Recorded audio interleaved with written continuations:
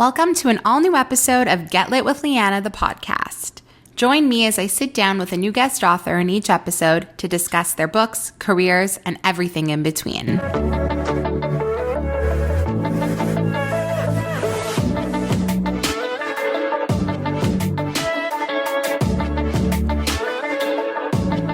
Today, I'm joined with first-time author Jen Devon, who wrote the book Bend Toward the Sun, which is available everywhere right now. I'm so happy to have Jen on the show today. We got to speak about how this book came to be, the cover, because it's absolutely stunning, some of the major themes of the book, the characters, and so much more. I really loved getting to connect with Jen because this book is so good. It's one of the strongest straight-up romances I've read this year and is definitely going to be a summer highlight for all of you. So without further ado, my conversation with author Jen Devon starts right now. Welcome, Jen, to the podcast. I'm so excited to have you here because I absolutely adored this book. It's just such a classic, epic romance. And you know me, you know I love my love stories. So I'm so excited to have you here to chat with me about this book. Thank you for coming. Thank you for taking the time. Thank you for having me. I'm so excited to be here. This is actually my first podcast ever. I'm so excited. I'm popping your podcast cherry. Yes. You might have been the first bookstagrammer, blogger, any to put my book on an anticipated list. Seriously? Yeah. So I think that's how I think I had maybe 80 followers on Instagram at the time. So I'm dying. Oh my gosh. Well, we're going to definitely get into how I found you and how I heard about this book because it was definitely a different experience for me to how I found you. But before we get into this, I would love to know more about you, just because I'm going into this rather blind, and I try to do that when I can with these interviews. Sometimes it's harder if it's an author that has written many books that I've read, or I've spent a considerable amount of time following them on social, whatever. But you're obviously a rather new acquaintance to me. So I would love to hear about how this entire thing started for you. So take me back as early as you feel like you need to. Oh my gosh. So I'm one of those people who started reading romance at 12, 13. Okay. So I've always loved the genre. I do not have a background in writing, though. I actually have a degree in biology. I have a Master of Science in aquatic ecology, not botany. Not botany. Wait, so what is aquatic ecology? In layman's terms. So I'm born and raised in Ohio. Okay. And I always wanted to be a marine biologist, but that's really hard to do when you live in Ohio. Okay. So I did the next best thing. So aquatic ecology, it's basically freshwater marine biology. So bodies of water that aren't oceans. So I actually studied invasive species and algae, believe it or not. Oh my God. So kind of planty, actually. Yeah. The romance has always been a thing that I've loved, but I had 3 kids in a period of less than 5 years. Oh my God. And I didn't read forever, it felt like. And I don't even remember how I picked it up, but first of all, let me back up. I always read historicals for the first few decades of reading romance. Okay. And I think I found it at Goodwill. I found the first book in Nora Roberts' Bride Quartet series. Okay. And have you read that one? I haven't, but I've read a few. Yeah, I've read a few other Nora Roberts books, but not that series. Yeah, her series are my favorite. Anyway, so I picked that up because the main character was a wedding photographer. And I had, in addition to biology, I also used to do photography. I had a little side hustle. So I was drawn to that perspective. Yeah. So that was my first contemporary. Okay. And I just fell in love with contemporaries from there. I read that whole series. I read a few of her other series. And then I somehow found Penny Reid's Winston Brothers series. Okay. So those were my 2 entries into contemporary romance. And as my kids started to get a little bit older, I started to have more time to read. Mm-hmm. And so now I work for a tech company. Okay. Who it's always been a remote company, like even before the pandemic. Okay. So in order to do projects and get together, team build and things, we would get together a couple times a year and hang out in person. And in 2014, I was on my way back from one of those work trips, and I had already read the book that I had brought with me. Okay. And I was bored on the plane, and I had this idea in my head for a book. Okay. So I opened up Evernote on my phone, and I wrote it in during the flight. It's like a 3-hour flight. It was coming from Park City, Utah. Oh my God. Okay. To Ohio. Ohio. And and I wrote it. And so I just dabbled with it for years. Yeah. Like a remnant of the scene is still in the book. So that's so crazy. Yeah. So after you had written this draft, at what point were you like, okay, I think I want to like maybe see if I can like query, like tell me about that decision? I think it's funny because the pandemic has kind of distorted my sense of time. Everybody says that. Yeah. I think it was the beginning. It was early in 2020. Okay. So nobody had read it. My husband, I eventually let my husband read it. He was my first reader and he loved it. He even got like misty eyed and yeah. That's so sweet. And then I sent it to a friend who I knew loved romance, and she gave me some feedback on it. And I didn't have any friends. I didn't have a critique group. I didn't have beta readers. I had nothing. Okay. So I found All the Kissing group on Facebook, and that was kind of like my early support group. I didn't really know anybody there. And then I decided to start querying it in mid-August. Okay. And August 2020. And I got action like within the first 3 hours of reading it. That was really fun. Insane. And then I got my first offer of rep in mid-October. Wow. So the week after that was kind of a whirlwind. I ultimately had 6 agents who were interested. And I signed with my current agent in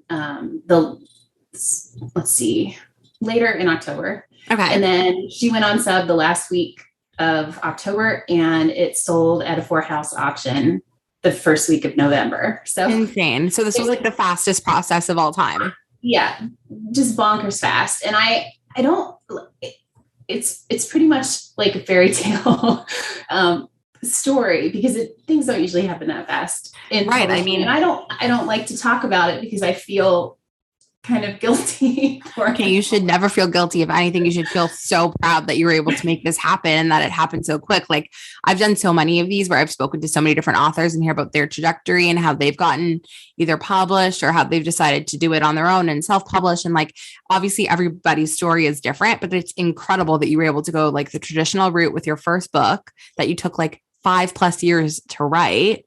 7 years. Yeah. I would put it down for like 6 months at a time. Crazy. That's nuts. I have so many questions about that outlining process, but before we even get into it, I need to like tell you and everybody how I came to find the story. Yeah. I was looking at the beginning of the year, like a forecast of the books I was hoping to read. And I guess like Bend Towards the Sun was like on some list somewhere. And I typically don't like judge a book by its cover, which I know is kind of the contrast of what many people do. Like I normally, like the cover isn't what normally gets me. Normally it's either like the author's name that's intriguing to me. Like I may have heard it before, the title. And like, anyway, for whatever reason, the cover of this book, I don't know if it was like the font or what it was. I was like, this is stunning. What the heck is this? And I read the synopsis and I was like, oh my God, like this sounds incredible. And I included it on my roundup and I tagged you and then you messaged me and I was like, I think I'm starting a podcast. You want to come on? And you're like, yeah. Anyway, so it was so interesting. Take credit for the cover. I know. So I have so many questions about this cover. Like, did you have any say as to like what you wanted it to look like? Like, tell me about the artwork because it's seriously so stunning. And like, even when you have it in your hand, it's like just this part, I don't want to like knock it down, but like this part here, for those that are watching the video, like of the couple kissing with the light behind them, like it honestly looks like you're like looking into the light. Like it's so stunning. It's unbelievable. So tell me about the artwork. Yeah. It's even prettier in person. It's like buttery soft. There's like some pinks that kind of come through in there. So nice. So like I said, I wish I could take credit for it, but I think so. My original vision for the cover was, this is going to sound ridiculous, but there was a cookbook, that is like some Mediterranean cookbook. And it has like an ocean in the middle. And then it has all of these like, watercolor, like flowers and fruits and like all these things like on the outside. And I kind of envision that, but like with the vineyard in the middle and then like bringing in some of the wildflowers and the grapes and oranges, if you know, you know. Yeah. And I'm sure that people at St. Martin's were like, why is she sending us this book? So like, no, it's amazing. This romance novel. So they sent me 3 mock-ups, and originally it was a little bit darker yellow, and I did ask them to brighten it up a little and make it more of a gold rather than like a cooler yellow. Okay. And the silhouette of the couple,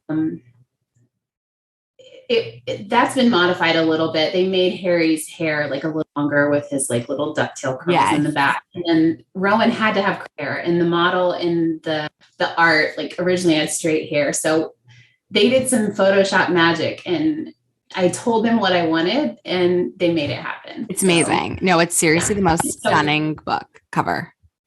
I love it. I'm so happy that I have it. I'm so glad that you like it. It's funny because people seem to either really love it or like don't like it at all. Like I've seen some reviews that have said that they don't think the cover like does the story justice. I completely disagree. And I think also what's so different about it is the fact that it's not like a cartoon cover. So many of these romance books now that are being published, no shame to them, are cartoon covers. And I know a lot of like marketing people from publishing houses are saying like the cartoon covers are what sells, it attracts the audience, like it catches your eye. But like this book is so much more than like just a regular like rom-com romance. So I love that you have like the real people and you have all of these colors. Like it's so stunning. I find that it's a perfect fit for the story. Yeah, it's kind of a combination. It doesn't like scream clinch, but it's also not an illustrated style. Yeah, I love it. So before we go any further, I would love if you're able and if you're comfortable to like give a little summary about what Bend Toward the Sun is about. This is tough. I knew you were going to ask me this. Mm-hmm. And so one of the things about this book is that it is definitely not high concept. So high concept, for anybody who's listening that doesn't know, is like when you can distill the book down to like a single, like very, very catchy, like very quick elevator pitch. That's like, oh, wow, that sounds awesome. Yeah. So the premise of Bend Toward the Sun is essentially these two people who are at crossroads in their careers. They're both highly educated, very different sorts of people, but they're in a crossroads in their career, both of them for different reasons. And they happen to come together at this property in rural Pennsylvania that is run down. It's been purchased by Harry, the one of the main characters' families, and Rowan is a botanist, and she is hired by his family to help rehabilitate the vineyard. What I loved so much about this book is that the plot is so simple, but it doesn't need to be complex. Like this book is so character driven, and it is perfect. It is perfect. It is not overwhelming. There's not too much going on. It's just perfect in all of the all of the places that it needs to be. And that's what I love about romance books. And when they're done well, you don't need a high concept exactly. Like you don't need a big hoopla story to go on, you know? So I love that. I mean, I'm relieved that that's a thing, because I went through, so this book, it started, so aside from that little scene that I wrote on the plane, it started in my mind as like a spec fic romance. So like a speculative element with like a dual timeline, but not like a dual timeline, like in a second chance romance, but like these two people were lovers in a previous time and they found each other in like the present. Gosh. And so I tried, that was my original idea. And then there was a version of the book where Rowan's family had been the people who had owned the property. And then, so she resented Harry's family for buying it, but she was like estranged from them. So that didn't work. There was a love triangle at one point. I won't say like who it was between. Oh my gosh. Just because I don't want to spoil anything. There's no love triangle in this version of the book. Yeah. But, there was a time where Rowan was, she had been dating one of her best friends, one of the other characters in the book, her brother. And oh my God. So that was like an ugly, so there were all of these like contrivances that I tried to put in there to like build in the tension between them and try to like, I even almost switched the whole manuscript to first person at like 90,000 words because I was so caught up in like, how can I make this more commercial? Like nobody's going to want this angsty book of two people just like getting dirty and sweaty at a vineyard and then like, ruminating in their. But I mean, thank goodness that some agents saw some potential in it and they're giving it a chance. So, yeah. Fingers. It's so different for so many different reasons. And you kind of brought up one of them, which is the angst of it all. Like this book is so freaking angsty and it's so different than anything I've really read because the main character is kind of like Rowan, the main female character is kind of the one that's emotionally unavailable in the relationship, which is often the reverse. Normally you read a romance book where it's like the girl is pining over a guy and he's the one that's a bit conservative or holding back. Yeah, exactly. Yeah. So like, that was an intentional choice. I'm sure. Yeah. So I would love to hear more about like the reasoning behind that. Cause it's so different, especially in romance books.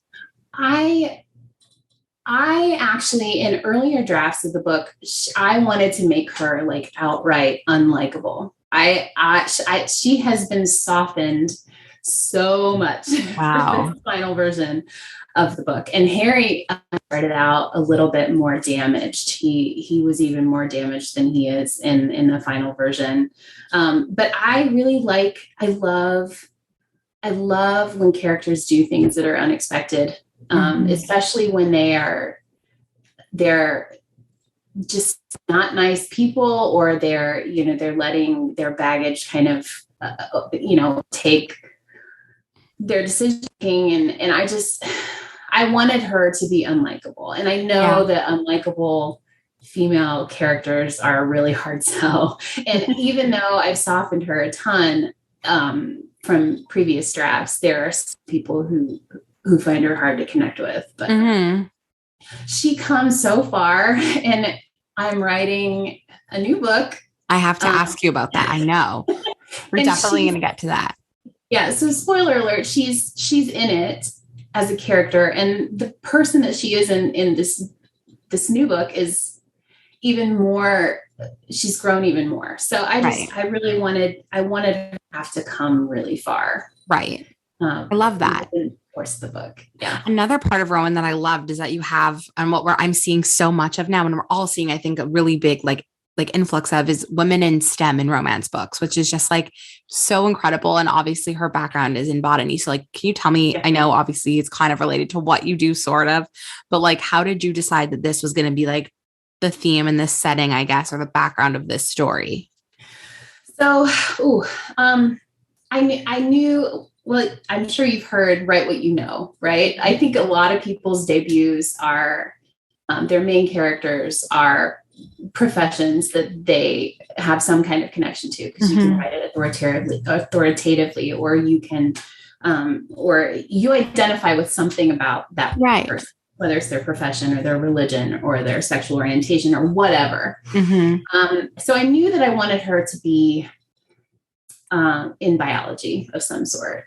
And I don't remember exactly how I landed on botany, But I think it evolved from the fact that the vineyard itself is almost kind of a character. Actually, it is a character in the book. And so it's funny though, because I got kind of in the weeds with the biology and the ecology stuff. And there's a difference between the field of botany and the field of horticulture and agricultural science, which she wouldn't have really been Involved suited okay. to be involved in.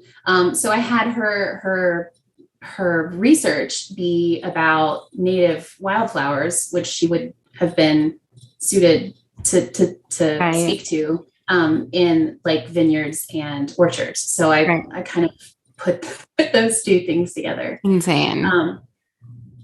So I wanted it to be kind of a love letter to nature as well. So I needed a character who. It's so different and it's so nice. And I was actually going to ask you about it. It's so obvious when you're reading it that like the trajectory of their relationship really does flow so well with how the vineyard is doing.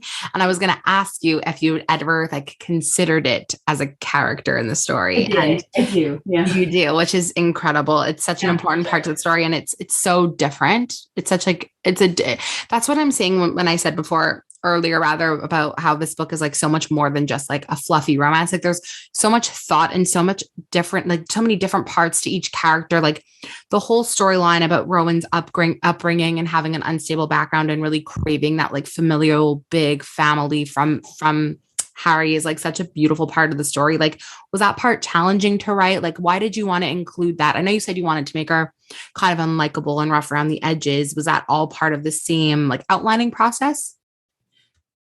Yeah, I knew that she was a loner. I knew that from the very beginning. How much of a loner she was, and the reasons why she was a loner went through a lot of edits. But I really love the trope of the solitary, grumpy person finding a family, and I wanted to incorporate that.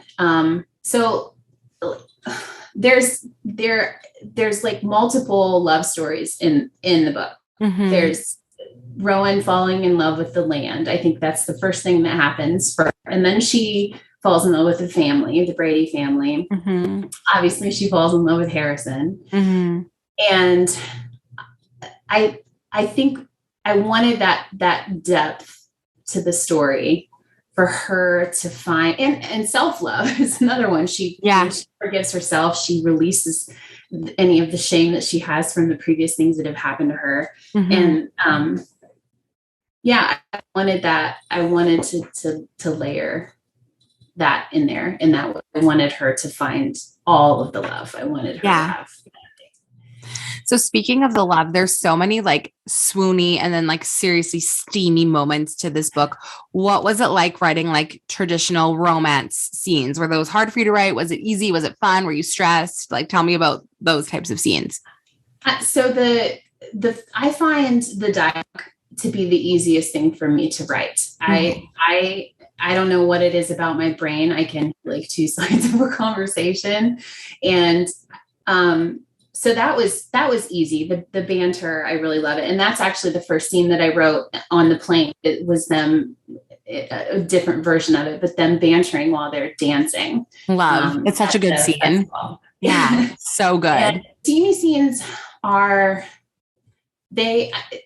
think probably any romance author is going to tell you that they are very clinical to write. They're not sensual and sexy, like in the moment. You have to keep track of all the body parts and what makes sense. So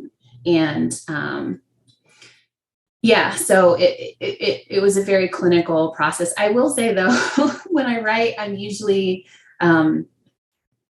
it's terrible for my back, but we have a recliner in the living room. And so I usually sit out there like in the middle of the living room, and people have to pass behind me to get from one place to another in the house.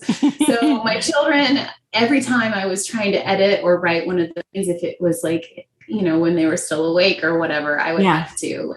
At first, I didn't have to because they couldn't read because they were so young. But now they can read. Yeah. So that was probably the most challenging part of it, was finding the time to actually dive into it and actually get it on the page. So looking back now that the book is completed and it's about to, I mean, by the time this is live, it'll be out there. What was your favorite scene to write in terms of like the romance? My favorite. So in terms of the romance, I think between Rowan and Harry, I really love the scene on the dock at the beginning. I think it's chapter. Gosh, is it chapter 2? I think it's really at the beginning. Yeah. I love their conversation there. And the scene where they dance with each other will always be a favorite of mine. But I think the reason I love those so much is because they're so dialogue heavy. Yeah. And they really dive into the conversation with each other there. And I think my all-time favorite scene though is the family scene toward the end. Yeah. When they're having dinner. Yeah. It's such a good scene. The way it's written is so good.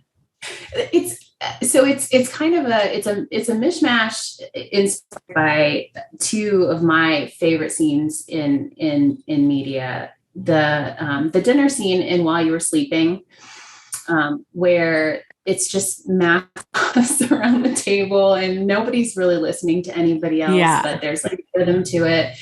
And then one of the first romances that I read when I started reading romance was Whitney, My Love by Judith McNaught. And there are definitely some problematic things in that book by modern standards, but there's a scene at the end where Whitney, she basically shows up at Clayton, the hero's house, and basically puts herself out there. It's kind of a grovel, I guess.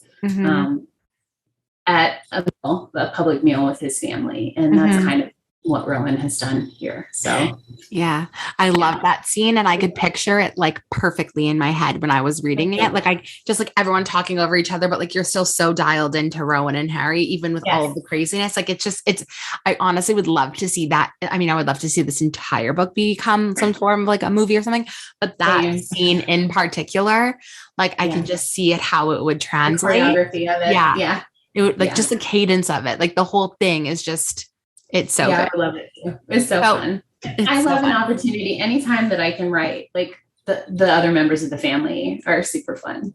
So this kind of leads me into my next question. Like you said, you're working on something now, another project that Rowan is in, which obviously means that it's in the same story world. So like, can you tell me anything? Like first, if you can't tell me too much, tell me like how early you are in the process. Like where are we at? So I am in revisions right now for the second book in this book. The timeline has gotten a little bit skewed, so it's probably going to be 2024. Oh my God. Yeah, I know. So it's characters that if I did my job right in Bend Toward the Sun, people are going to be hungry for their story. Okay. And that's all I'm going to say. I love that. An amazing teaser. I fully know who you're talking about. So I'm really excited. This is so much fun. I can't wait for everybody to read this book. I just know like there's just such an appetite for like classic good romances that don't have too many like frills and extra tension and stupid things going on. And like, this is just a straight up epic romance. And I'm so excited for everyone to read it. So thank you so much for coming and chatting with me about it, because I really love this book and this was such a treat. I appreciate you having me on my very first ever podcast. I'm so happy to have done this, taken your podcast virginity from you. There's only a million more that you'll be doing, I'm sure. Oh my gosh. We'll see. No, I'm sure. This is like definitely going to be one of the books of the summer for sure. Like in hindsight, when people are looking back to what came out this summer, like especially in the romance, that gives me butterflies in my stomach. It's incredible. I can't wait for everyone else to read it. Thank you so much, Lianna. My pleasure. Appreciate you.